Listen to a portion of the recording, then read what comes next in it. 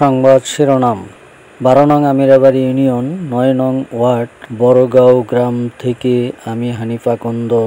এই রাস্তাটি দেখতে পাচ্ছেন দর্শক, যে রাস্তাটি জনবহুলের খুবই প্রয়োজনীয় রাস্তা। এই রাস্তাটি দিয়ে মুসল্লিরা মসজিদে যায় এবং স্কুলের ছাত্রছাত্রী চলাচল করেন। এই রাস্তাটি খুবই নাজেহাল অবস্থা। এলাকাবাসী জানান, এই রাস্তাটি প্রশাসনের দৃষ্টি দিলে রাস্তাটি ইটের সোলিং পাকাকরণ করে দিলে খুবই উপকৃত হবেন এলাকাবাসী। তাই একটি বাস্তব চিত্র তুলে ধরলাম দর্শক। রাস্তাটি মাত্র 220 মিটার রাস্তা। গুপ্ত বৃন্দাবন সড়ক হতে বড়গাঁও মসজিদ পর্যন্ত এই রাস্তাটি পাকাকরণের জোর দাবি জানান এলাকাবাসী।